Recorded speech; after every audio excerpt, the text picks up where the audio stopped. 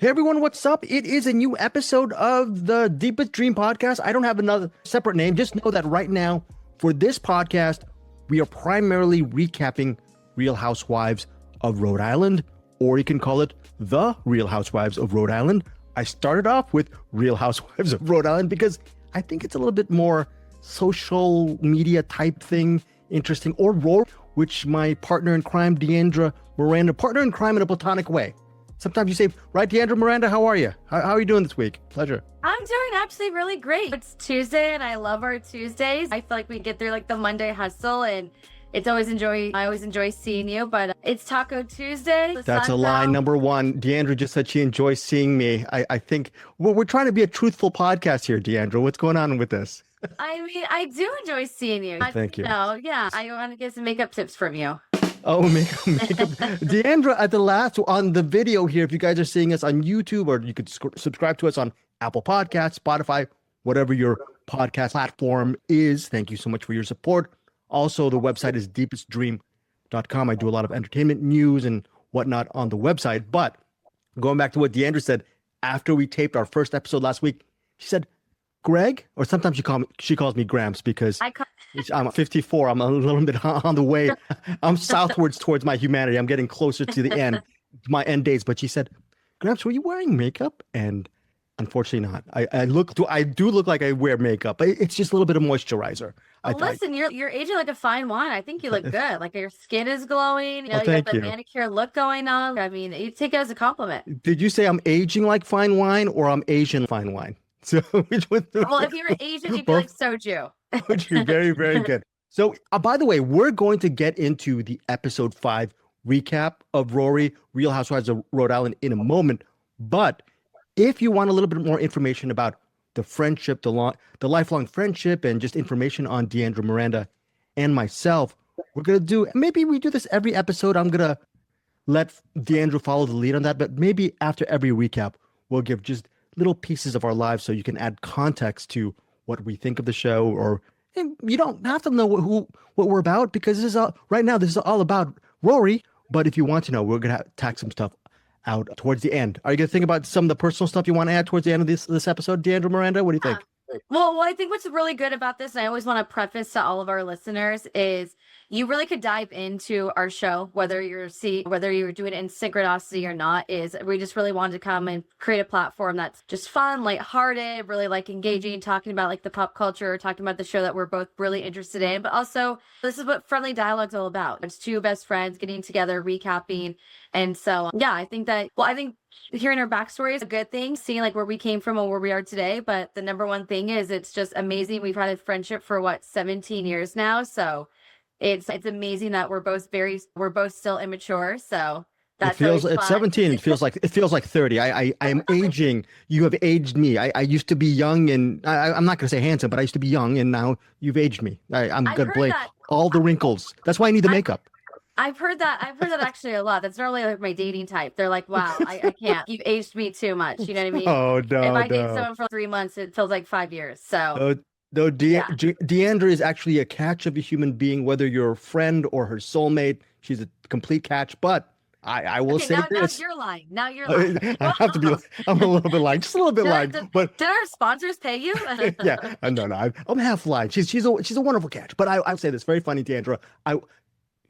What's more important than Greg Strzavosty? I'm going to name myself in third person, or her prospective soulmates, or possibly her career or her daily life. I think, and I'm going to put words in her mouth, the most important thing, right, is Bravo, the Bravo universe, right? Okay. I was raised by Bravo. And what's great about it is, just like you and our friendship is, Bravo is very authentic. I know that they always say that reality TV started with, what was that one? Survivor. Okay, right, then exactly. was a Big Brother. Then obviously it's spilled out to most TV nowadays is reality TV. But what's really nice is it's authentic, like you and our relationship and our friendships, where what really just keeps you going back to these type of genres or like this category of TV is just, it's entertaining, it's fun, it's a wow factor. I mean, we're going to jump into it. Even with this last episode, is from start to finish, I literally wanted to call you right when it was over. It just to be like, what? I can't even believe in what I'm seeing in real time. It's wild. Yeah. It is literally one of the best shows on television right now. drama, factor. I mean, I'm completely blown away. Okay, blown away. First of all, when you have that feeling after you're watching an episode that you want to call me, don't, because oh, yeah. I knew you were sleeping. It was like 4 o'clock in the afternoon. I knew it was your bedtime. That's the truth. But no, I'm a little bit more energetic than that. I'll sleep at 4:15. Give me a little bit, give me a little credit here for this old man. It's past your bedtime now. Right now, it's definitely past my bedtime. In New York, yeah. Oh, right. By the way, I just want to say this, a little teaser before we get into episode 5 recap for RHORI. I will, as far as personal stuff between me and Deandra, we're talking about lies. I guess lies is just a little mini half joke theme of this episode. I didn't lie to Deandra, but I did hold back information regarding my personal relationship and possible love for Bravo. Did not mention about it, so I will surprise her after our recap. So that's a little bit of a personal teaser I have that we have. At least it's not delusion, because in this episode, it's all about delusion. Oh, very, very good. In avoidance. A lot of avoidance. I'm a New Yorker, so I go really head in, so I'm just shocked. Okay, yeah. Deandra goes head in, family show, but I will say this. Very, very important. Everything that we're talking, I think we're going to get to some salacious, saucy stuff. A lot. I'll be dropping allegedlys all the time. Allegedly. And I will be forgetting, and he'll be saying allegedly for me. So yeah, because I have really very little value. So a lot of the meat will be from Deandra's stuff, and I'll just go allegedly. So we'll get right into episode 5. The title of this episode for Real Housewives of Rhode Island is Schooner or Later. Very good title because they're on a schooner. Don't even know how to pronounce it, but they're on a boat for a little bit of the episode, but we're going to get to that in a little bit. But first, on our Google Doc, I put the first event for episode 5 is Seacia and Jo-Ellen. They get together. Jo-Ellen just lost her grandfather.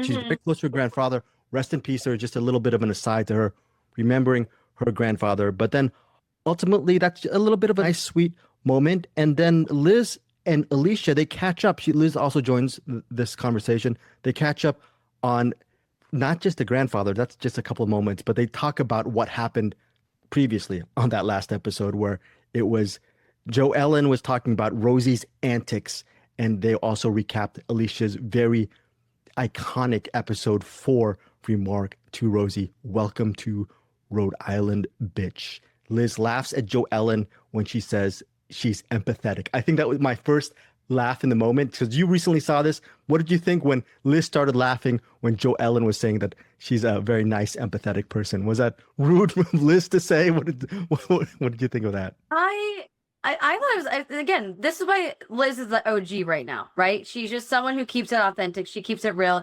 You could tell the more I'm watching her, the more I'm captivated by her. Like you said prior, is you know what? She's a very strong woman. And you could tell that Liz has probably seen a lot of bitches back in her day and a lot of people who it's like maybe like a snake or manipulation. You could tell that she's someone who sniffs out, and she's someone who wears her emotions and her heart on her sleeve.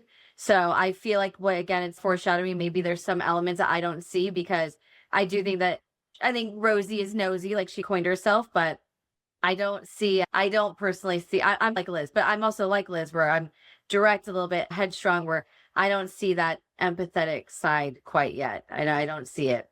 I think from the first 5 episodes, Liz is pretty much the ringleader of the whole group. Do you think that's going to change as the episodes and as the season progresses? Or do you think if RHORI has it correctly, Liz should be the center of the show as far as maybe the leader? Or am I getting it inaccurate? Do you see something different regarding a leader? Is there a leader? No, I think she's definitely the head bitch in town. I think what's really lovely about Liz is she doesn't need to have that position. I think she's just someone who probably went through life just very dominant. She is beautiful. She's strong. She has a very unique look to her. That long, beautiful hair. She's kind of a little bit tomboy, but very sexy. And so I think that what's interesting is I think right now she's a Lone Ranger type of head honcho.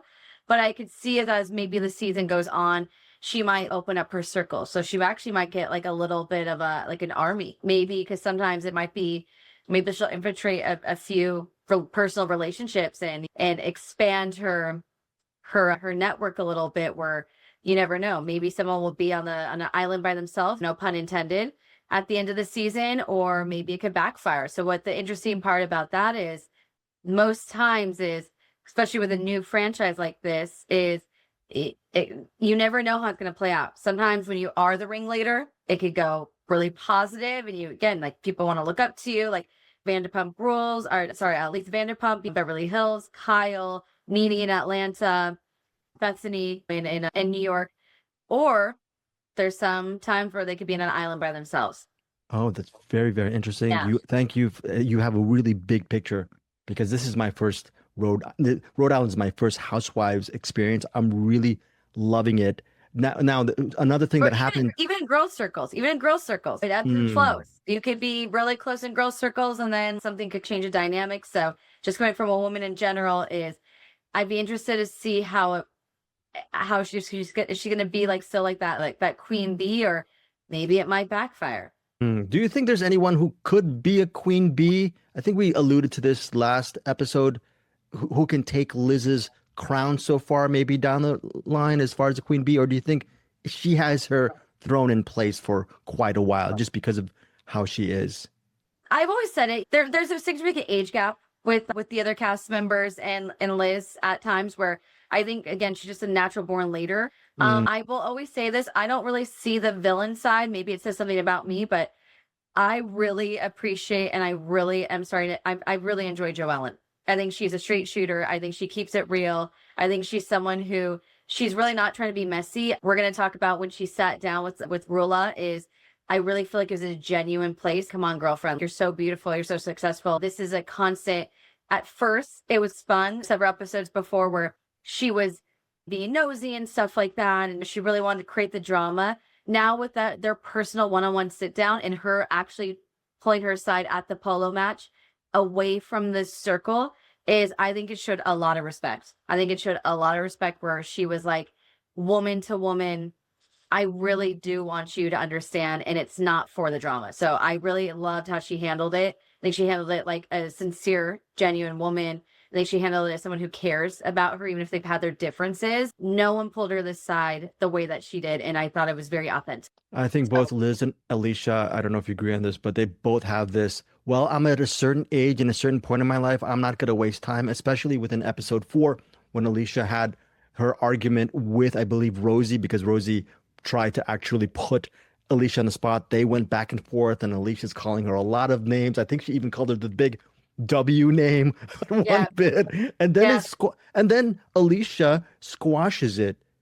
Her being a very wise person, she just, hey, love ya, let's just do this. We're still mad at each other, but let's just forgive and forget. And I think ultimately Alicia and Liz will be the ones whom they may have their own drama, but they could be possibly the voices of reason on the show. Yeah, they seem very level-headed, and that's something that I always wonder if it's indicative to the environment. Like they said, Rhode Island is very small. Rhode Island is extremely small. I can only imagine that friend circle small, the woman circle small, business professionals. So I wonder if they're the voice of reason, just because coming from a tiny, tiny state like that, I can only imagine how it's really hard to probably put out some fires. So I think they have years and years of experience. Well, there's putting out the fires, and there's also setting one's hair or makeup. And hair and makeup is a supposedly big passion for Housewives member Kelsey. And in this episode, towards the beginning, she does Ashley's hair at her own house. It's her boyfriend's house, but on the series, you see it's really her house, because she's the one who's living in this house, I'm assuming, for at least half the year, or most of the year, or that's where her existence is.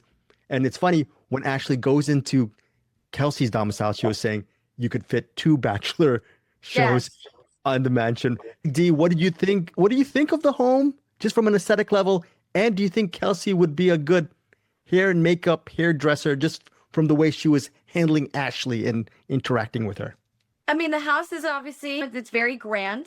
It's something that is, listen, I would take a beautiful house, like in a great estate. I mean, who wouldn't? But it's one of those things where, again, I don't know if it's really interesting. I think if if Kelsey would turn into someone like Alicia, where I wonder if it might turn into a little bit of an identity crisis. It's nice when you live in a beautiful home, but it's really hard when you're not contributing to a beautiful home. You know what I mean? There's a Right. whole thing where you're kind of like the Rapunzel in the tower, which I think is really fun until you don't really have your freedom. You can't really do much. Even if you did want to date, you always have to be outside your home. So I would be interesting to see if she's being very transparent and honest, but I'd be really interested to see if like the home and the cars and the clothes might start to not have the same value as they used to, because nothing is great as being in the ivory tower by yourself. And Um, what's interesting about Kelsey is to see she, like you said, she's being accountable, and she says, well, this is a chapter in her life. Possibly down the road, she might want to have a family down the road. Also, she wants to possibly make her own money down the road, which is by default a no-brainer because she is a member of this Bravo universe, so she is making money as I don't even know if the word influencer is the proper word, but as a reality star, she is going to be making that money. So I think it'll be interesting to see how far she can take this it journey, is. I suppose. And I actually think she did a great job. I think she did a great job. I think she's been in the pageant world before too. She said, so she just knows really what she knows, like all the upkeep. She knows like all the trends. There's something that I really do. Again, I really am rooting for Kelsey because I think that Kelsey is being honest. She's being very, very open, very transparent. I mean, hello, she's in her boyfriend's house of 11 years. And then she literally brings her other boyfriend to that party and it says Kelsey's boyfriend. And she's being really open and honest about it. Listen, if Yeah. her boyfriend is able to do it, obviously there's certain rules that she's able to do it. What I like is she's not coming from I'm looking for a boyfriend out of malice or pettiness. She's being very honest where she's just, listen, I really want to explore my options. I'm a young, beautiful woman. And the second thing that I love about it is, and I really hope, you know, I'm a girl's girl. I like to support women in business, is she's also not trying to put on this arrogance about her. She just, listen, I used to work in hospitality. She was a waitress. She knows the pageant world. She knows cosmetology. So someone, I think she's being like, she's starting from the bottom. And if it works, it works. If the platform takes off, I think she did a great job, again, being always in that pageant world. But she's being, I support that. I really support her going out there because I can only imagine how vulnerable it is to have everything and then start from base camp one being in cosmetology. So I root for her. I would love to see it. And I think she has a great talent. I don't know if this is actually even the right term, so you can correct me, but do you think Kelsey has boss girl potential? No, Oh, very no. interesting. Okay. What did I'm ignorant. What does boss girl mean to you as far as having that potential? What do you think would make about do any of these housewives have that potential or are they already on that level, you think, from your POV? I think that I'd say Jo-Ellen, Liz have the boss Hmm. girl potential. I think Rulla probably has boss girl potential, but we're just seeing her at a really vulnerable time. Again, I've never seen a show on really reality TV where this quick in the game, the foundation of the marriage is cracked. It's exposed. It's headline news. So I can only imagine maybe she would have been a little bit more boss lady if the affair would have been exposed a little bit later, or not saying you should ever prolong your affair, but I think it just put her in a really vulnerable position. You could tell boss lady for sure, but I think Yeah, this is like career really woman. but I think this is really overshadowing a little bit of it's really going to making her very vulnerable, very exposed. The reason why I say no to Kelsey is just because, not in a bad way, she made a great point. She went from her parents' home to her boyfriend's home. She's Hmm. never really been on her own. I think there's something a little bit different is when you really got to put food on the table, you got to provide.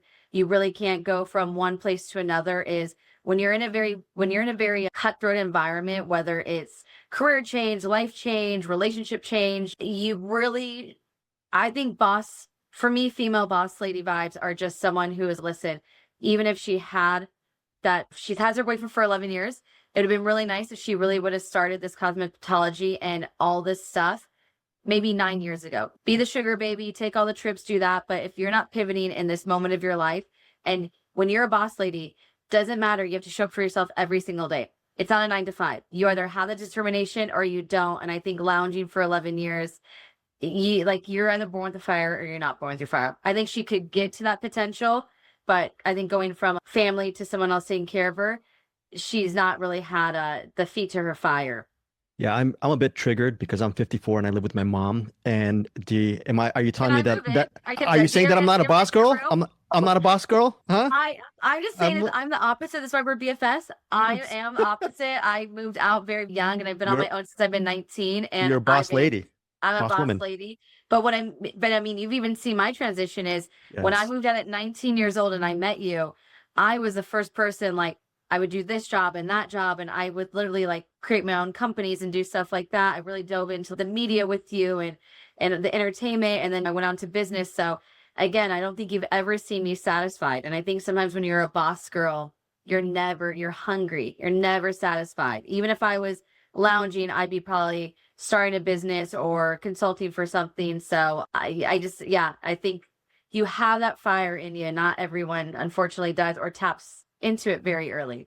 Well, it'll be interesting to see. I think Kelsey's 31 now, and she has the potential, possibly, because with this Bravo universe and being a reality star, I think this is a show that is continuing. I don't know if you agree, to gain momentum, D. We'll see what she can do with some of that momentum. Will she be complacent? Will she be lounging, or will she be working towards possibly that boss girl status? Now, or hopefully she doesn't fall into another relationship, because that's also that's a hard pattern to break. When you're constantly, maybe a celebrity might contact her, an athlete, someone who's a little bit higher stature, and you never want to be going from something to something. Again, you got to take this opportunity individually, because as we're seeing with Rulla, is you can't trust every person out there, unfortunately. Or who knows, maybe you can trust. We'll get to that's probably a big issue we're going to get to. Episode 5, again, it's called Schooner Later. One of the reasons why it's called Schooner Later is there is a birthday party of Rosie's gay friend Jack. So he's having a birthday party on a boat. Rosie's inviting her friends, and a lot of people know Jack as well, and that circle. So you bring the housewives into this boat party. One of the big issues regarding the boat party is Kelsey has some leftover resentment over Rosie, because when she did Rosie's hair, Rosie did not Instagram the experience. Deandra, did Kelsey have a really valid argument and complaint regarding Rosie not Instagramming that experience? Because Rosie was saying, oh, well, what do you want me to do? Take a picture of the back of my head? I mean, she just throws that out. One of the best lines of the episode. Yeah. Who was right in the argument, or did each of them have their point? I think each of them had their point. I think if they were to be closer, it would be a whole different story. They're pretty known that they're not close, so I feel the same way. If I'm not really close to someone, of course I throw them a solid if they ask me. But if you're not close to someone, I don't think that you're consciously thinking about, oh, let me support her business. Also, no shade to Kelsey, but she doesn't have a business yet, so it's nice that she's starting, but it's like, she's laying the foundation of what she wants to do. I had no idea that she did hair. She didn't lead with that. She wasn't talking about being in that universe in the very beginning. So I wouldn't think to tag her, because it's like, tag you for what? You don't have it yet. People see you periodically. You don't provide, and you don't live off of that. So, but then I get Kelsey's point as well, where it's just like girl code. It's like, hey, if we're in the same circle, support me. But I think that definitely there should have been a conversation. You can't just expect someone to do something if you're constantly at odds with someone. Call it petty, but if you were Kelsey at that moment, sorry for interrupting, would you have, if you had Rosie on your chair or you're watching her hair and you're doing her hair, would you, if it was you doing? I would have taken that opportunity to do it myself. If you want to post and tag someone, you got to take it into your own hands. Got it. I would have sat there, post, hey, do you mind? Cool, let's do Instagram lives. That's right. Do you mind? Do you mind? And then engage the conversation, where if she would have been in a good mood, loved it, yes, but you can't expect someone, like she said, is to go home and then now do it for you. Is that why you never tag me on Instagram, Deandra? Because we're not really friends? Or should I be more proactive about it? Should I be more less entitled about it, huh, Deandra? I'm putting you on the spot.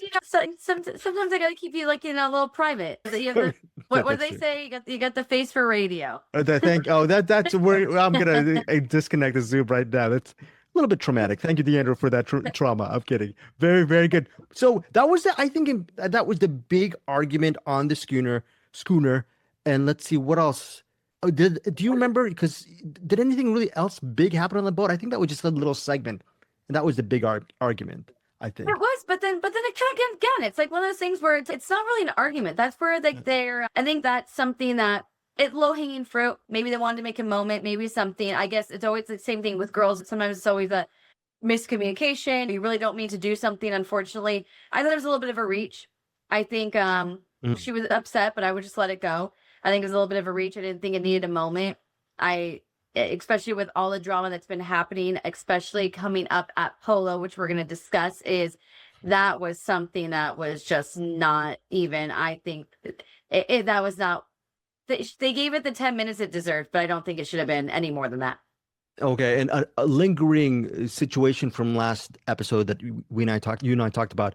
You gave some comments regarding Ashley and her involvement in the series, and I think Ashley, since you're more experienced than I am in this Bravo universe, I'm fine with Ashley just dipping in and out of these events. Ashley is getting her hair done by Kelsey, but still, even with that, the main dramatic moment is Rosie. She wasn't even in the moment because, right? She is. Yeah. So I relate to that because and this is half joking, but it's the truth. When I'm in a room, I don't mind just blending in. So I think Ashley is fine blending in, but are you seeing her having more of a presence on RHORI, or are you still having the same thing that she should do more than blend in on these episodes? How are you feeling? So I think it's really hard it's really hard to gauge Ashley because Ashley has that quality. Like, again, she's been in the ABC circle. Again, she knows what the Bachelor was. She's, this looks like the mansion. Like, she's someone who's been in this business. She said she's an influencer. I had no idea. I mean, she's a very beautiful girl, but I'm wondering if they got her because it is someone who has a presence. She's able to be like, hey, if she has a little bit of a following. I still believe the same way. She's very cute. She's very beautiful. She's very sweet, but I don't know, maybe she might be like a friend of, and you might have to just have someone just with a little bit more presence. I think that with this, just in our day of life these days, which is reality TV, I'm not even saying like Bravo Universe, but any reality TV you're really gonna have that star quality. And like Liz has a star quality without even trying. Alicia's funny. Yeah. Alicia's funny. Rulla is interesting. You're like, whoa, this beautiful lady. She's a businesswoman. You know, what's going on with her? We got Jo-Ellen. We got Rosie. She was a reporter. She still kind of gets her hands dirty. I'm still like on the fence with Ashley because I love the sweet innocence, but it's just one of those things where I don't really know what she's gonna give us besides that coffee shop still. I don't, I love that. Yeah, I love coffee shops. I know she was on a cruise and she went to a coffee shop. It's again like there's no real storyline. She was on a cruise and they didn't even mention it. They don't even the Bravo production team doesn't even go. They didn't even film her on the cruise. I mean, no B-roll. Yeah, there's no B-roll. They didn't even show her checking into her room. Zero B-roll. She was not like no one followed her, or she didn't even do something that's I'm on my phone. There was no. I think there was a 2-second FaceTime of her either on the cruise or just coming back from the cruise, right? And that's all. Like I think she was on the cruise and saying she like landed at 4. Yeah. Well, I will say this. So we got her itinerary, so that's great. Not in her right, not in her defense. I'm not defending it. And I'm not arguing the point with you, D. But I will say, Ashley's story going into RHORI to me is one of the most interesting parts because she moves with her hubby, her lover, Jared, and their family, and she's trying to adapt to Rhode Island. What a great story to follow. And I am going to lay the onus on the producers, the editors, and hopefully we'll get to see more of that because any person who's trying to adapt to his or her a new environment makes for a great story. So far, like you said, we've only seen the coffee shop. We haven't even seen the cruise. We haven't seen much of Ashley, too much about her story. Maybe there's been a couple of play dates, right, with the kids, but still, I am hoping that there's more. Do you think there might be more? Yeah, okay. No, hold on. There's more. And like I said, I wish that she really would have leaned into because until I heard about it, I mean, what an amazing story. She was on The Bachelor, didn't get picked on The Bachelor in Paradise. She really fell in love with her now husband. Yeah, it's real. He didn't like her, Jared, back in the day on Bachelor in Paradise. He like kicked her off like the island. She was in the car crying tears. I thought we had a connection. Stops the car, comes back into the Bachelor in Paradise mansion and was like, would you guys mind if I stayed? I really don't want to go. Like, again, she had the balls. Like, she really stood on business. And he obviously was like, yes, okay. And I guess they were like best friends, friends forever. They were best friends after the show. And then they really started to fall in love and they married. How do you not lean in with that? You know what I mean? You were on a show, you were kicked off, the guy didn't want you, he picked another girl, you came back, he said yes back to you, you guys were madly in love, the best friends from his relationship, you get married, you have fairy tale, you have 2 beautiful kids, you're on a new hit TV show. How are you not how are you not Okay. making a splash? Well, maybe, okay, to play devil's advocate, just to play devil's advocate, maybe thank you for all that backstory because I was clueless. Thank you, D, for this. And this is why She shouldn't D. be clueless. She's on TV. You should know this. She should be like, oh, these bitches, I eat them for breakfast. I competed with 25 women back in the day for a man's love. Like, I really want to see that confidence from her. That's going to be interesting. I just because I did not know about all this stuff with Ashley, I knew about the Bachelor in Paradise stuff, but the real backstory, thank you, D, for that. Maybe to play devil's advocate, the producers or the writers or the editors, they might be putting her as not a hanger on, but as a person who blends in because she's already had a huge story and her followers are baked in.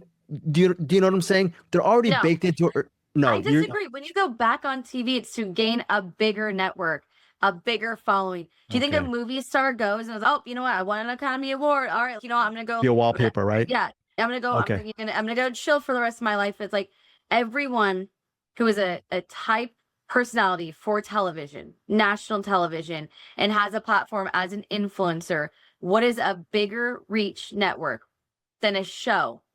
And you can now steer your brand into any pivot you want. You know what I mean? She could use her influencers to say, hey, I want to go on this. Maybe they'll do another show. Who's really good at it is she's one who's young, relatable. They've been on TV. They have a story. They should be rocking out of the park right now. And then they can possibly have a spinoff show. If you're not being boss girl, like entrepreneurial, like viewpoint, it's like maybe you should be demoted as a friend. Okay, harsh. No, not harsh words, but realistic words from D, who's seen her share of reality TV, has been exposed to the Bravo universe. She knows where a lot of these storylines, and people go. That is some interesting, insightful advice from D to Ashley and Jared. And I'm still invested in their coffee shop. I'm still invested. What do you think? You're in media. Don't you think the same thing? Yeah, sorry. Again, folks, if you seeing me on video, it's because it's DJ Osmo Pocket 3. It's not a sponsored post. Do not buy it. It just goes off. Okay, I'm sorry, D. So I'm in the media. What do I think? Well, yeah. I think you guys are all about like image. Good publicity is any publicity is good publicity. Like you should have you're a journalist. You're in media. You should be like, come on, girl. Like she knows how to play the game. I'm gonna Google what journalist means. I'm gonna look at the definition. No, I'm kidding. Thank you for even calling me a journalist. But yeah, a little bit. I have reported my day. I will say you started. Come on, you were a reporter before you started. I was a reporter. The podcast universe. So yes, I was. Listen, you have that Westwood One days. Yes, UCLA alum. How do you? Oh yeah, what? Thank you for reminding me. Again, I'm getting older. Thank you for reminding me about my credentials. Bruins. Go Bruins. Go Bruins. Now I will say this. I think I'm just going to give Ashley a little bit of time. There are a lot of strong personalities on the show. And I think that is to the credit of the show. And I'm so locked in. And there's a lot of drama. I have a feeling that Ashley's stuff will get more spotlight, if not this season, but possibly next season. But to your point, D, why not make a big splash now as opposed to all these little... And you're the most well-known. That's the thing. That's it. There's people who are not well-known that they use a splash. And again, it works, it doesn't work. But it's like you're well-known. You have this platform. Making Instagram posts are great, but it's like you should be having like sponsors deals. She's beautiful. Look at her smile. Get this press campaign. Let's really pivot these commercials and opportunities. And you're seeing, because you're seeing in the social media, a lot of people who are getting a lot of run on this first initial season of RHORI are people like Rulla, because of the drama that's going on. But she's getting a lot of attention. There's even Kelsey, who is a newbie. She's getting her share of attention. And we mentioned Liz and Alicia. They have their own brand because they are the OGs of Rhode Island. So I get it. Now I'm finally getting it, because she's the one who should be making a bigger splash, because she was, when the show started, the biggest one in the pond, right? I Even Rosie, when Rosie was still like Media. working at that news station, she said, if your grandfather doesn't know me, like I'm insulted. This is the business. This platform is the platform for women with big egos, big pocketbooks, like big personalities. And as much as I would have loved to be friends with Ashley, it's like every person is hand selected. And if you're like, it's just, again, you got to make a splash. They're the most amazing, good looking couple. Yeah. Last time I checked, and I think nobody cares. I am straight, but Jared is muy guapo. I say muy guapo, right? Do you concur? He is. I thought he was a male model. Yeah. I was like, what was a male model working at I swear, and then I had no idea he was on The Bachelor. Again, a story I didn't know. Like, very handsome, very, very handsome man. Very, very, and he knows how to make an espresso. I don't mean that in a pejorative. I think that's good too. But Jared, stop stressing out so much. You're a great-looking guy. I agree. You're a great dad. You live in a great neighborhood, I'm assuming, and you have a wonderful career-driven wife, and you're on Housewives as well as one of the incidental characters. It's a lot of great things happening. Now, Dia, a couple of pointed questions before we get to the polo party. There is a very mini scene where we have Rulla and Jo-Ellen. They have this chat in a bar lounge, and Rulla's drink is an espresso martini. Before we start regarding their conversation, espresso martini, I've never had it in my days in downtown LA. Are you martini? Yes, I am. Okay. And get this, nowadays, so it's either espresso martini with vodka or tequila. I'm a reposado vodka espresso martini girl. It has a nice caramely. It's good. A little before drink, after drink, amazing. However, do you pair it with something, or do you pair it with just is it a solo drink? Normally just like a good time. Okay. Yeah. You pair it with a good time. I gotcha. I pair it with a good time. No, it's I don't really do it with my meal, but I have to say though, but the key to espresso martini is I like them dark. I don't like them creamy. And I like that coffee. Martini, right? Martinis, right? Correct? Yes, but yes. Okay, yes. Hey, it's been a long winter. Yeah, I'll take anything at this point. I guess I'm like Brian, right? The house husband, Rulla's husband. I'll take anything. Oh boy, yeah. Allegedly, this is my first allegedly thing. Allegedly, yes. that was a dig, exactly. But no, with Jo-Ellen, it's on the internet. How's it allegedly? I mean, but no, espresso martini, amazing. I've never done an espresso martini with some guacamole. That was cute, but it's just like Rulla, her drink. It's strong, it's bold, it's beautiful, it's sophisticated. It leaves a lasting impression. So that's why as we roll into the conversation is I'm always shocked that she's in, unfortunately, this vulnerable situation, because just like that cocktail, it has an impact. And I don't think that Rulla understands the power of her just beautiful, smart. And I agree with everyone. She's holding her head so high. She's very strong. She's very strong, very graceful. I have to say, she has some big cojones, because I just can't even imagine getting this information, which you're going to discuss when Jo-Ellen is dropping allegedly the bombs, and she is cool as a cucumber. And I'm like, wow, that's a strong woman right there. Right. So what they ultimately, from my recollection from that meeting with Jo-Ellen and Rulla, Jo-Ellen's just trying to clear the air and say, hey, they're both mutual apologies from the previous engagement when they went at each other, their hubbies went at each other, all that stuff, the drama that happened before, I believe, at Liz's party. Yeah, I think that's what happened. So they're a little bit talking about that. But then ultimately, they're trying to clear the air because Jo-Ellen is spearheading this thing with the texts, the text that she found and all the social media stuff that's going on regarding Brian, right? Brian and the alleged mistress. Supposedly that happened way back in the day, or it's over now, supposedly. So that was just a little mini meeting before the big polo party event. I want to get to the event, but beforehand, there's one more thing. After the espresso martini get together at the bar, they get together at Angelo's Palace Pizza, and I believe Cambridge, Rhode Island. They have a really nice pizza and beer before they get to the van. Everyone is there. I think all of the housewives are there at the event, along with the people who are married and their respective mates. I think some of them, I'm trying to think who's there, but I will say this. Kelsey brought her new boyfriend. Kelsey brought her second boyfriend, remember? Brian, yes. Brian's there. I'm trying to remember. Yeah, Brian. Yeah. Sometimes I get Brian and Gary mixed up.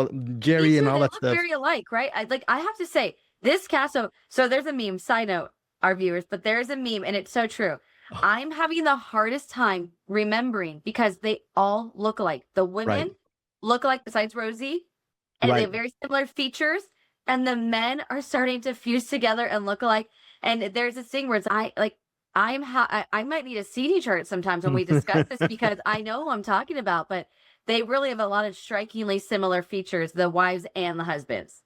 It's weird, but they go to Angelo's Palace Pizza, and then they have their pizza. They get together, and then Rulla and her husband Brian, right?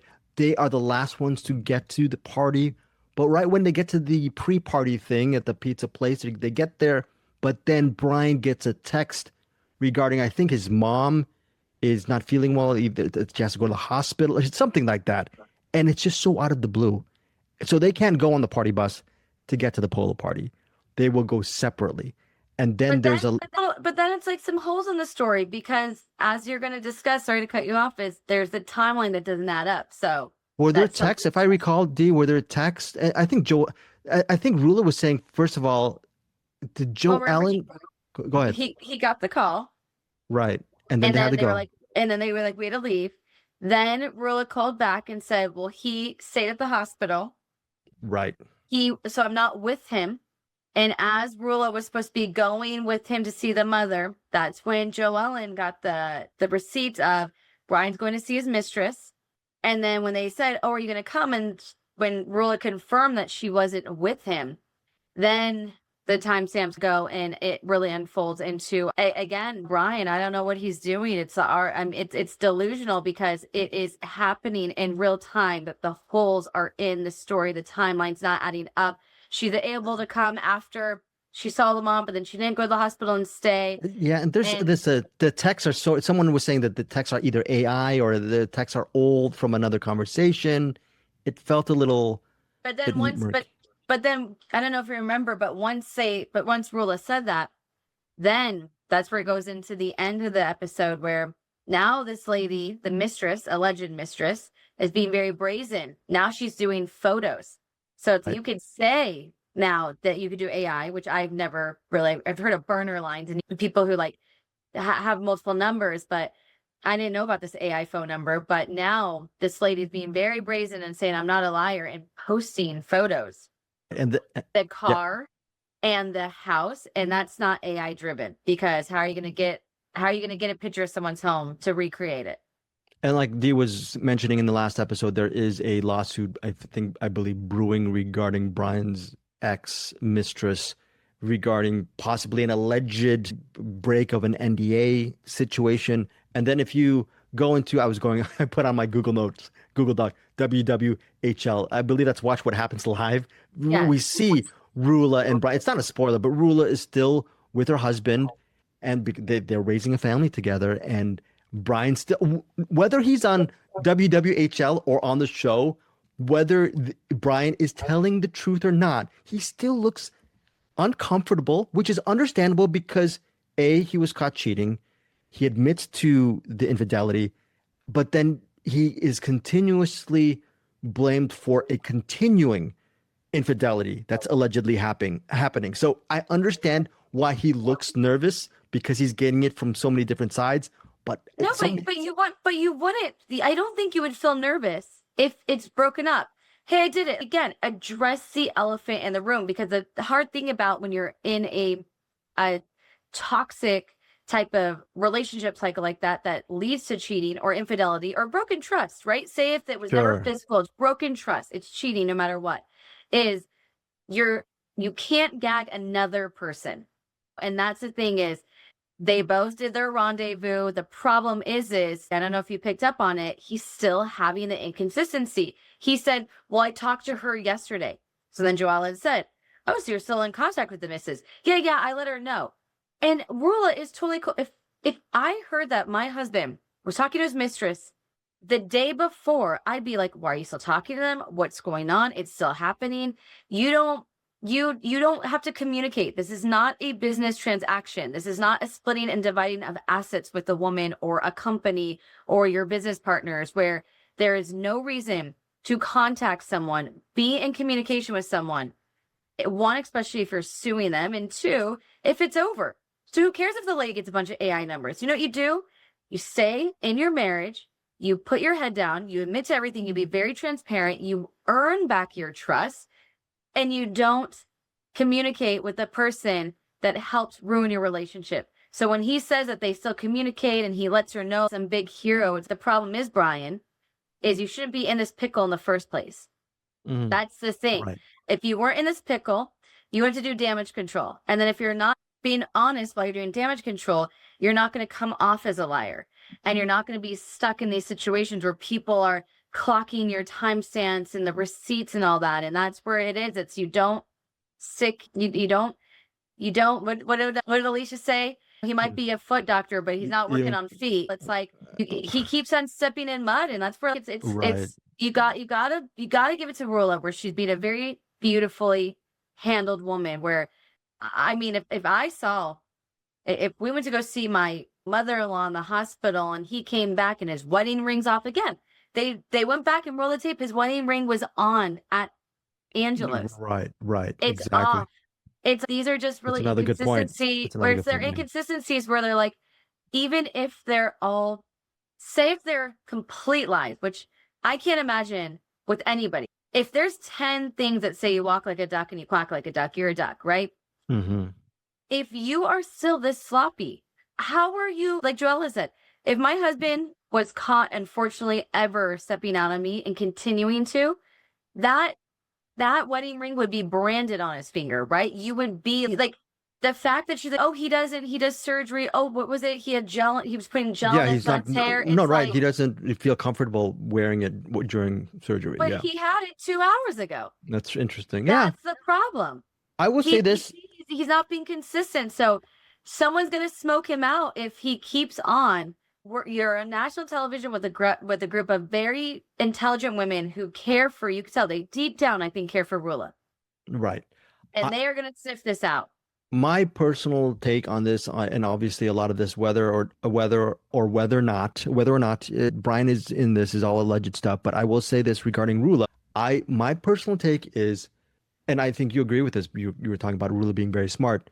No one's going to pull the wool over Rulla's eyes.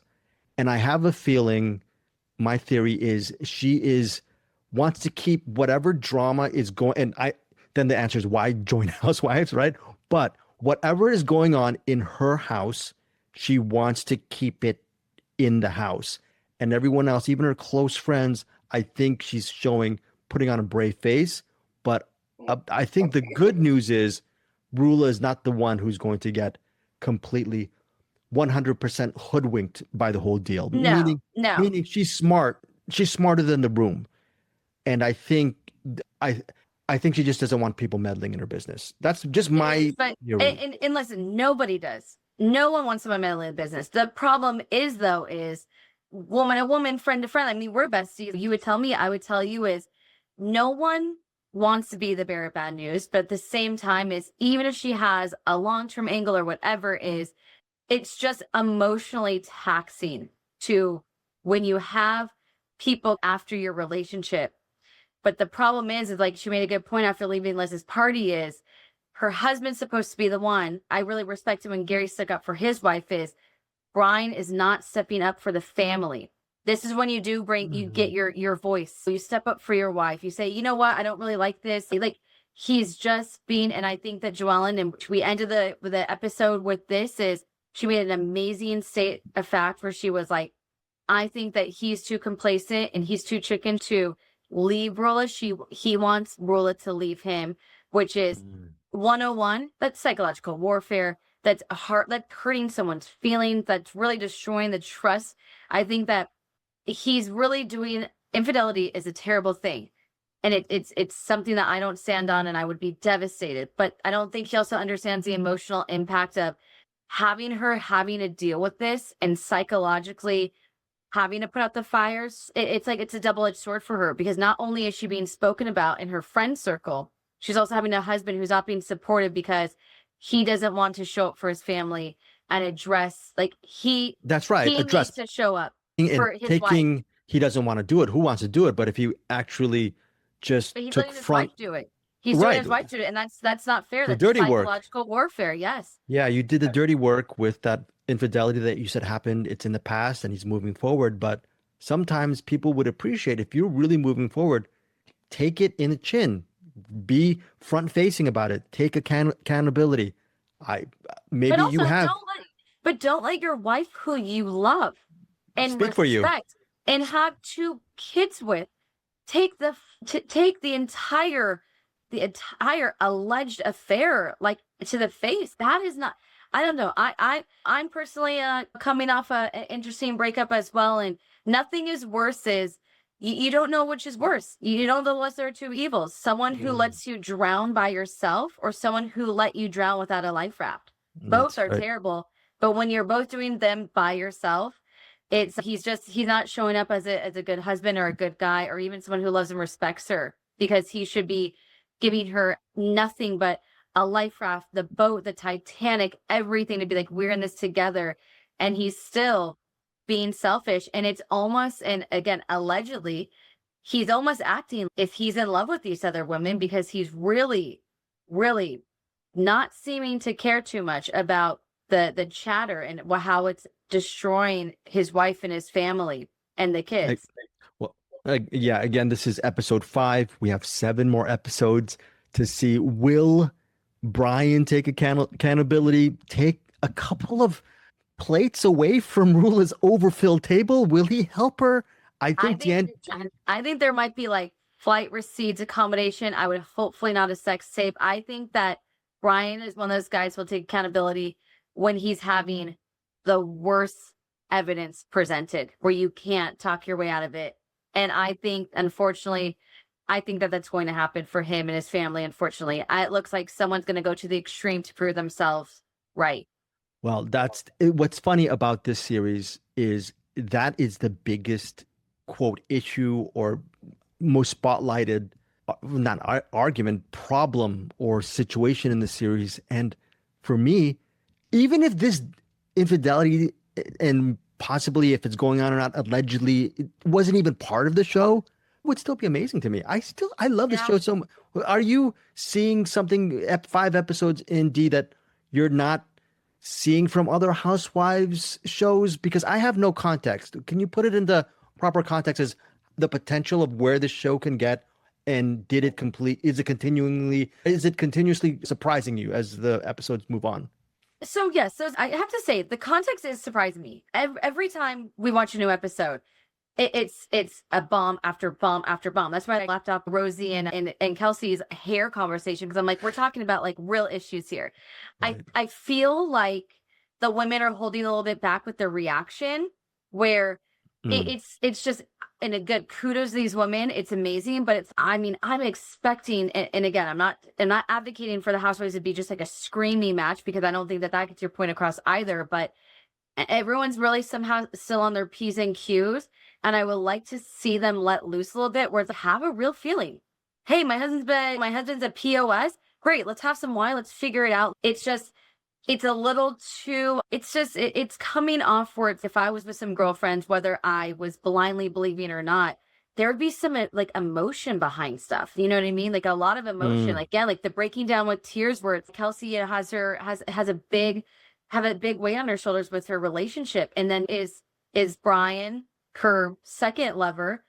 Is he even the right one? Should she go from one relationship to the other? Like I would really like to see these women have some more in-depth in touch with their feelings and just really transparency, as far as don't worry about what the cameras say and the people say. Is you are leaving something that is big, right? Rulla's going through a huge change. How are you just saying that cool as a cucumber? Jo-Ellen is the only one that I really do feel like where she was passionately sticking up for her job, where she's, this is BS. I shouldn't be reprimanded by my job. That's an emotion, bringing her husband into it, having a conversation on camera, clearly off camera as well, where she's like, what am I doing? It's taking away. Those are the moments I would like to see from each individual lady on the show more of, is having her and her husband have, that is a great dynamic. You could tell that they're a very, very supportive couple, where it's, yeah, she's pissed. We have 2 kids. We're trying to put food on the table. I like being a career woman. So those are the conversations I would like to have that aren't just about, it's like, you can't play for the cameras the entire season. Speaking of playing for the camera, sorry guys, my stupid webcam is really horrible right now. I'm trying to fix it, and I think I'm gonna fix it right now. Hold on one second. I think you got me. Someone didn't show up to work today. I I mean, God, apologize. I I apologize. can't, You got me. You I got me can't right now, hear right? the whole show. Yeah. Yeah. No, no, no. Hold on one second. Sorry, folks, but okay. But yeah, I just really think that it, I'm not going to argue because all this stuff, but we're 5 episodes in. I do want a little bit more heart to heart stuff. We are skimming the surface Yeah, exactly. You know what it feels? It feels like they're holding back a little bit. because they want to get along with everybody. Yeah, it's very like pageant, politically correct. Again, I don't think I'm like snatching each other's hair and like, having supporting like violence or degrading of other women, but I really think that it feels a little PR a little bit where it's just if I was on national television and someone threatened my job, my relationship, my family, I was figuring out if I wanted to have a baby or not, I would definitely have a lot more emotion than just, oh, it's great. Let me go see what this, even with Kelsey's situation, like, how do you not have this heart to heart where it's like, first of all, girlfriend, how do you feel like you have someone who doesn't want to change for you? That's a huge blow to the ego. Like 11 years and someone's, nope, this is who I'm going to be, which is very, again, it's very honest, but there has to be these moments of how real is it if you're not if it's not throwing you for the loop. And who I think is really showing up in that emotional state is it's Alicia when she is really honest about not having a career and asking for money. Again, that was good. Every woman is really leaning into, she had a real fear. She doesn't want to get married right now because even though they've been engaged for 9 years, she's like, where's my future going to look like? That is something that is real. That is something that you tell your girlfriends is she was engaged a few times. She still had the commitment issue. They were going to get married after the baby. The baby's 9 now. She doesn't have her name on the deed. She doesn't have her own income. She's scared. And that's what, when you're with your girlfriend and you're navigating through difficult parts of your life, you like, there has to be some self-doubt, some vulnerability, some emotion. So I would really love I really want them to scratch the surface of themselves a little bit. This isn't the congeniality show, and this isn't my life's perfect. This is a show about real women with their real feelings and real situations of their life. Okay, well, yeah. Well, Dee's wanting some more real stuff from Real Housewives on Rhode Island. I'm personally liking it so far, but again, I'm an easier judge than Dee because she's run the gamut of all these shows, and she's seen the arc. And, well, right now, this is what you were saying it needs more of, but do you see the potential? Are you seeing the potential of this, of where this show can be? Do you think it's going to be more than a 1 season or 2 season situation with Real Housewives on Rhode Island? I definitely think it is, especially though, just again, with anything, whether it's job, it could be corporate, it could be friendship circles, relationships, family dynamics, work, anything. I think that they got to lessen the reins of being perfect.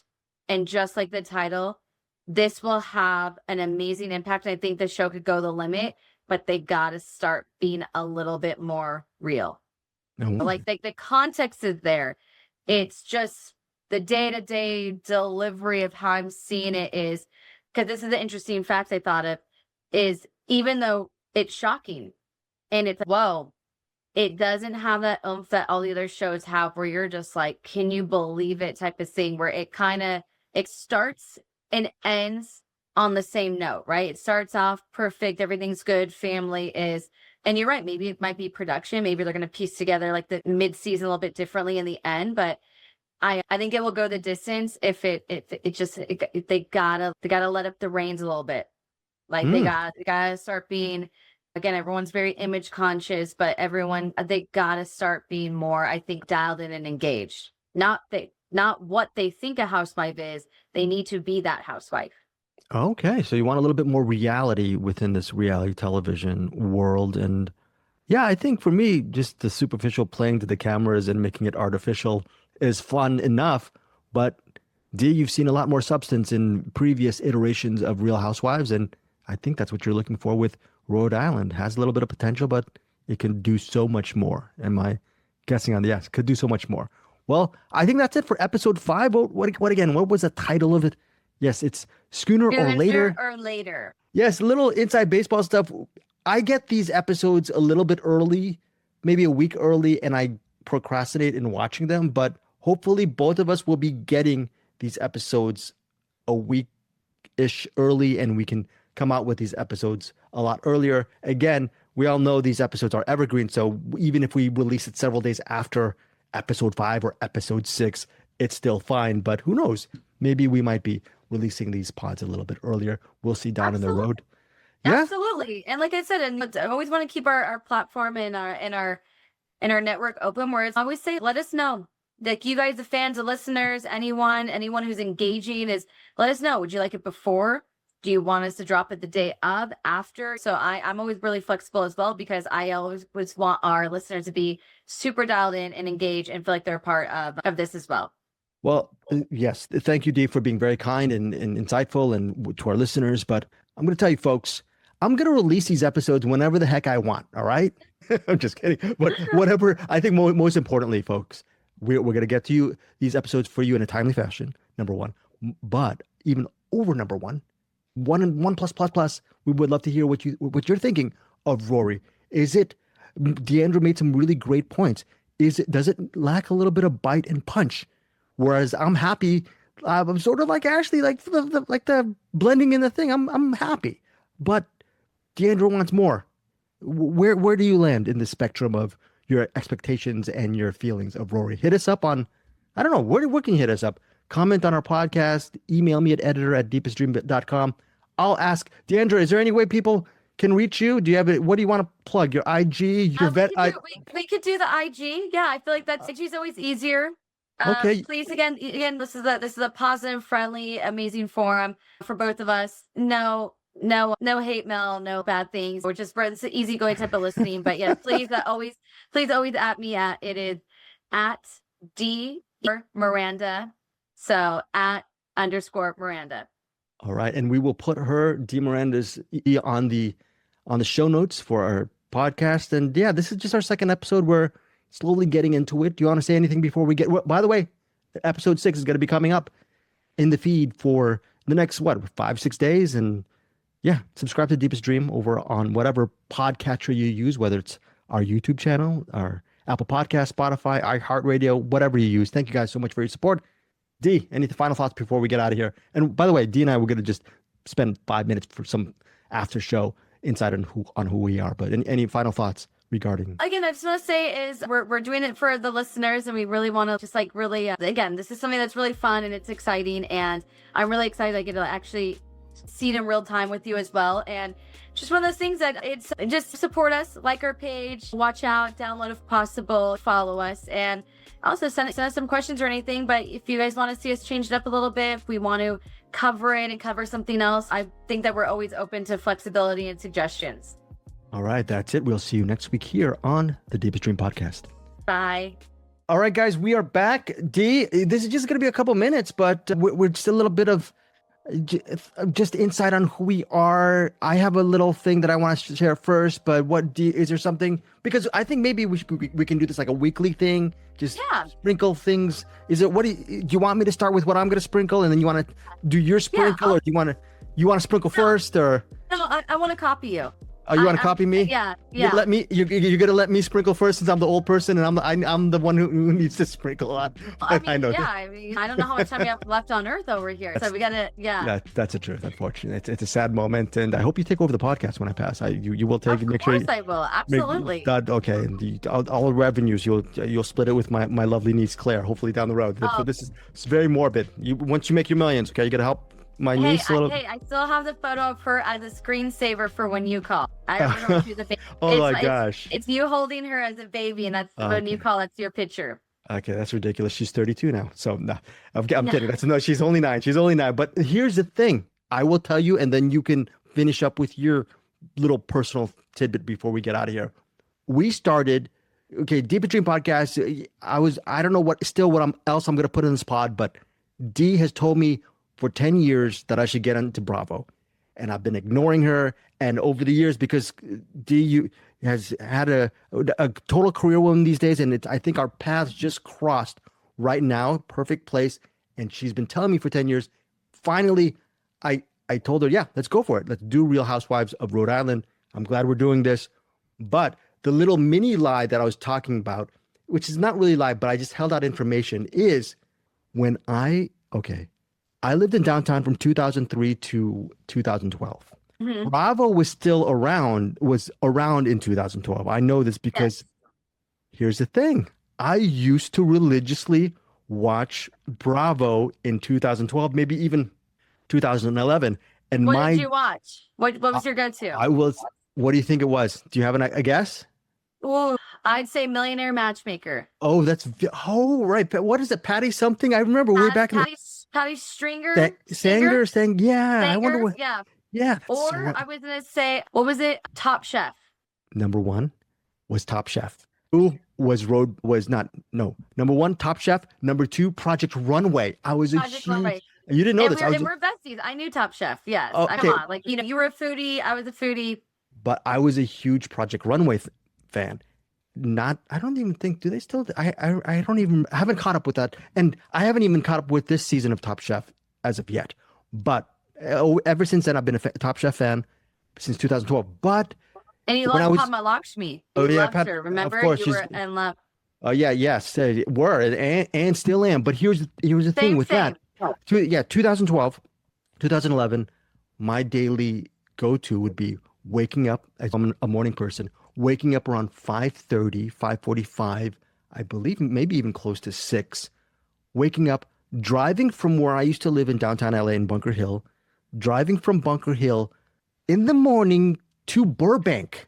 I would drive from, I know for a lot of people, you guys, 5:30, 5:45 in the morning to get to Burbank from downtown, not too much of a drive, but no, it's like 20 minutes. It's like perfect time to go. A perfect time to go before the traffic. But I would go to this burrito place called Corner Cottage because that was my jam, my spot. I would load up on the breakfast sausage burritos with hash browns, and then I'd go to the local Starbucks, have my breakfast burrito, have the Starbucks coffee, go right back into my apartment. It's around 6:20 around this time. Start watching, going right to Bravo, watching Project Runway, and that was many a morning. Sometimes I would, if I didn't want to drive to Corner Cottage in Burbank, if I didn't want to leave downtown, sometimes I would wait maybe a couple of hours. I used to live near this on Bunker Hill. Used to live near this little funicular called Angel's Flight, and I would take Angel's Flight all the way down to Grand Central Market, get myself a nice beer, and take home some food, take the funicular up, and then start my morning, a Bravo morning, with my food from downtown or my food from Burbank to watch Project Runway or Top Chef, which I had previously taped. So that was my Bravo experience. And then I think you used to have a TiVo back then. TiVo, that's right. That's it. The TiVo. You would record your shows. Yes. And you'd be at the Noe bar and you'd be like, yes. And you'd be like, oh, I'm recording something tonight. And yes, you had TiVo. Yeah. Yes, you remember that. So that was that's my little thing I'm going to share this week, that even though I say it's my introduction to Bravo, it's really not. I loved Bravo 13 years ago, and now this is my reintroduction to the Bravo sphere. So that was my little mini, just Bunker Hill experience. What about you, Dee, before we get out of here? Do you have a little memory from anything? I remember, so I went to downtown LA at 19, so that was 2009. And it was so different. I was from Orange County, California. If anyone knows San Clemente, completely different than downtown LA, I'll tell you that. And I remember I was hanging out with some friends. I'd hit up the Standard, Library Bar, Biltmore, all these amazing places in downtown. Grand Central Market was one of my favorite places. It was like ethnic. It was something I'd never experienced before. I was from a very nice beachy type of town in California. And it was mesmerizing to me. I remember I used to drive I had a Toyota Camry, Forest Green, 1995. And I used to drive down there and I would just like park some parking lot, right? I could afford it back then. And I would just spend the whole day and I would listen to music. And that's when I've always been into film. And you and I connected with film, and I remember seeing every location. So I was one of those people that did like the walking tours, and I would walk and see every location. Yeah, I'd see every location, and I really fell in love with it, which when I first met you is downtown's architecture. I love something that had Broadway. To me, it was something like New York. It reminds me always of like the backlot of 20th Century Fox or Paramount Pictures or anything. Right. So That's right. it was something that was so different than what I was used to from a beach town, just very surfer chill. And so, yeah, I remember I went down there and I was like, I'm going to work and live down here. And I always set myself to a goal. And I think I went down and explored downtown. I probably in July, I got a job. I'll never forget August 19th. I got a job. Unfortunately, I had a death in the family. And within 2 weeks, I somehow was able to land myself an apartment, and I really threw myself into the entire downtown experience. And I connected. We were both into film and media at the time. I was a fashion model, so I worked downtown LA. I modeled there for, my entire life. So I would actually have the opposite schedule than you. I would wake up very early too. But to beat the traffic is I would walk to all of my studios and showrooms over there on Los Angeles Street or Main Street. I'd be in the Cow Plaza, or not Cow Plaza, I'd be like in the Fashion Plaza. And I used to work there. I'd get off of work. I would go meet you at the Noe bar. I'd go definitely hit up the Broadway theater and I would see some classic movies. I would do the art walk. I was very into the art walk. Yes. Very, very into. Greg and I remember we went to, what was that one cafe where we met the guy, the Onyx Lounge. Oh, the Onyx Lounge, and right? that guy's Way name back. was Brian. And we would go in and we do art walk. Another And we Brian. do wine tasting, and we just became, you and I became best friends where we would just really go and explore everything. We'd check out Little Tokyo for late night ramen. We'd go to the art district for, what was it, wine and like cornhole. Right. Remember that place in the arts district. It was next to the Nabisco factory. Well, there's 2 times on my birthday where Dee took me to a wine bar, I think, in one of the districts. And it was a really small place. We had some nice. Hot, like popcorn and like little tapas, and it was very small. Yeah, very small. I'm assuming that place isn't even open anymore, but it was a really nice place that you took me to. And then Dee also took me to the Pacific dining car, which I believe isn't even open anymore. Remember, you took me from. It actually closed. Remember, it closed. It was a landmark.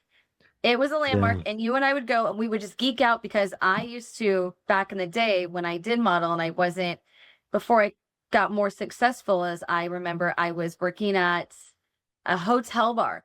That's where I met you, Noe, at the Omni Hotel. It was my first job ever. And it was a really whirlwind experience. Again, I remember just going down to downtown LA for the food and the architecture and something different. I landed a job. Within 2 weeks, I moved down there. I really was very green. And I just really submersed myself into the entire culture of a pseudo major city. It's a place where like you would walk a lot. It felt like New York, where like you never drove. You would get delivery back then. Like delivery wasn't a thing where you'd have to call up the restaurant, have the exact change.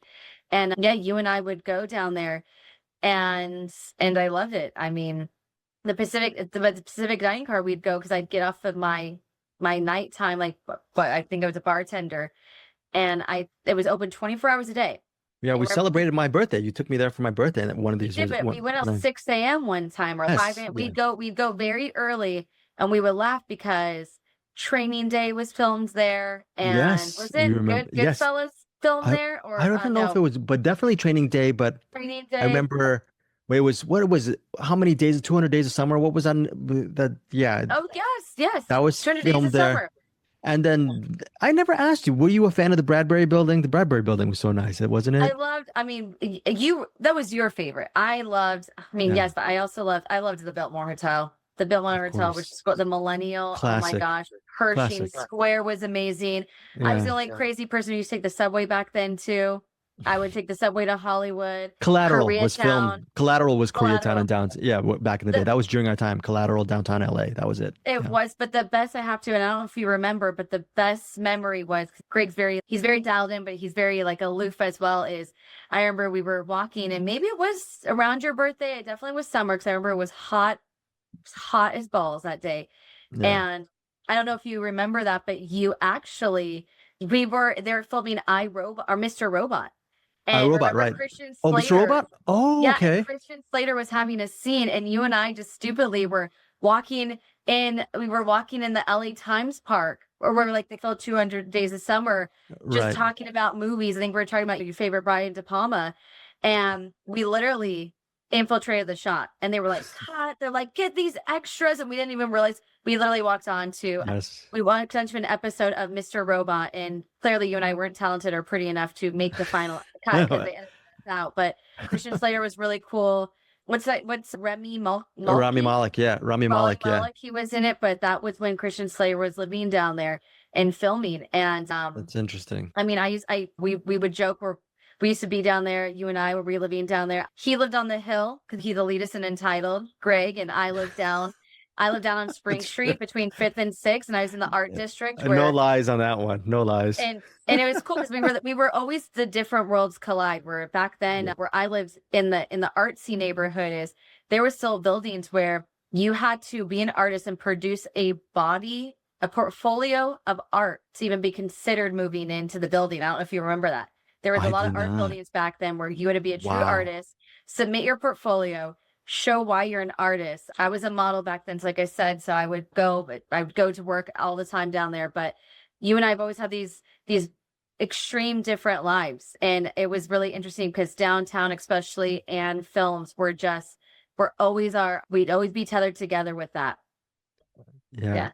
I just remember I was on a date with someone who was a little bit younger than me, and we met online, and a little younger, I think she was. How dare you? But I remember I told her I live in downtown, and when we went out just that one time, we were on the hill, Bunker Hill, and she said, "You don't live downtown," and she pointed at the decline of the hill where it goes down to downtown LA. She goes, "That's downtown." And so you're talking about the town of it. That's true. Bunker Hill still counts as downtown. It's at the top of downtown LA. But she lived in the Arts District, which is also South Park area, I believe. Really beautiful area, but a lot more. It was a historic district. I was before, so it would go Bunker Hill, then it would go Broadway. I was in the historic, and then after historic, it was Little Tokyo, then the arts, and then the fashion. Then the fashion district was more east side near the freeway. But what was interesting about that too is I just remember back then it's really kind that girl was nice to you, because when I used to tell people that I was dating, I lived in downtown LA, they were like, "Why? Do you want to die?" Back then it was still homeless people. They would be like, you'd see a person, again, it was a mini New York, but you would see people lighting trash cans on fire, and it was a very interesting place. I used to call it Zombie Land. It was so exciting coming from the beaches of California. I loved it. I couldn't get enough. Cocktail bars and interesting people and different languages. And again, the architecture and everything was amazing. But we're really, really lucky to experience the rise and fall of downtown LA, because it's terribly now. And it had its moment. It had its moment. I mean, I lived in a building that was 30% occupied. I had 5 parking spots. And like a sick condo that was amazing. It was a nice place. It was amazing. My condo was the best ever. But then there's like a halfway house across the street. The crackhead would just scream for 4 hours from the hours of 2 to 6. So after a while, I'm like, I don't think this place is going to take off the way it was supposed to. Well, hopefully Real Housewives of Rhode Island takes off. Dee had some pointed stuff to say. She was a fan of the show. I'm a fan of the show as well, but she had some really insightful stuff. And, well, she had some pointed stuff to say about DTLA, which I agree with her as well. Recently, there was a person who was set on fire in downtown. Downtown LA is one of my big loves. I hope down the road there. So it hasn't changed at all, actually. It hasn't changed. That was like the news I used to have in 2009, yeah. It maybe, who knows, maybe it might change again for the better. I don't know. I am holding out hope, and because I'm a little bit more naive than Dee is. She's a little bit more in the world than I am. I'm a little bit rose-colored glasses. No, beautiful architecture, beautiful food. And what I did love about that place is there was a lot of people, whether they were artists, people on film, TV, and media, culinary experiences, cocktail bars. There's that experiential cocktail bar. It's called the Continental Room. I don't know if it still exists. It should be like the number one bar. It was like the number one bar in the world. It was the same one where there was I think the number one bar used to be Paris for a long time, then Tokyo and downtown LA. So there was a lot of great monumental moments when we lived down there, and especially in film and TV, as it really set the canvas of filming back in Hollywood, but not on the back lot, really giving back to the community, which I appreciated when they would do all the movie sets down there. So I was really happy that we were able to be a part of those. And then we'd go to the Fox lot in Century City and go see a movie that was made in our backyard, and then we'd go write about it. So it was a good full circle time. It was amazing. Yeah, I remember that. That was a nice evening, Dee. But Real Housewives of Rhode Island. Which one? 310 to Yuma. Remember? Oh yeah, three. I love 310 to Yuma. Yeah, love that movie. Real Housewives of Rhode Island. It's RHORI. Maybe down the line there'll be a Real Housewives of DTLA. It already has a catchy DTLA. That's called Intervention. The show Intervention. That's true. That's true. That's good. I need a room shot. Yeah, Locked Up Abroad, Intervention, Shameless. Like, yeah, those are pretty much the Real Housewives of LA. That's true. That's true. I like how Deandra just pours gasoline right over my theory, which it's true. It's just a pipe dream. I miss those bacon wrapped hot dogs all the time. I would go out with my dog at 2 a.m. and get the bacon wrapped hot dogs. It was the best. But it's not part of it. It's not a Real Housewives moment, folks. But yeah, DTLA. Who knows? I will say this before we get out of here. I'm gonna surprise Deandra. You're gonna laugh at this. Today they just announced they're building a big residential complex, possible high rise in MacArthur Park. Wow. Right, it landed with a thud. That actually, wow, that's yeah. I'm just saying, you only go to MacArthur Park if you want some drugs, a fake passport, or get stabbed. So I mean, good for those people, but unless you're going to, was it Cantor's, right? Is it Langers or Cantor's? I think it's Langers, or maybe a couple blocks away for a Korean spa, right? But that's it. That's the only reason. Unless you're going to Langers or literally to get some documents, some fake documents, some fake passports. Yeah, don't go. I would love to see who's going to move to MacArthur Park because I will be far away from that place. You'll be far away. Again, we're going to movies. The Ryan Gosling film Drive was a lot of it was shot over in MacArthur Park, and that's so was Training Day. I mean, so was what's it called? So was American History X, like all like the gritty ones. Oh, that's a lot of stuff. But again, I like what Dee said. Night Watcher, right? What is a Night Watcher? Or Night Stalker, the one with Jake Gyllenhaal. All right. Yes, that one. What was that called? But you're right. Night Watcher, Night Stalker. I forgot what it was called, but Night Rider, something.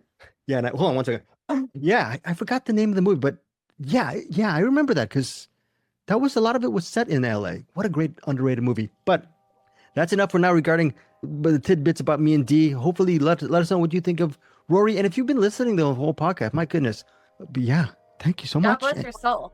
God bless your soul. And yes, if you are in DTLA, be very, very careful. Keep your eyes. Yeah, keep your eyes locked? Dee, just make sure you're left on swivel. I just say, watch out for you. That was it. Oh, watch out for me. Watch out for me. Yeah. Oh my gosh. All right, guys, we will see you next week here on the Deepest Dream Podcast. Take care, guys. Hey guys, thanks so much for watching this video. For more movie and television reviews and interviews, please subscribe to my Deepest Dream channel. Like, comment, share, subscribe. And as always, thanks so much for your support. Take care.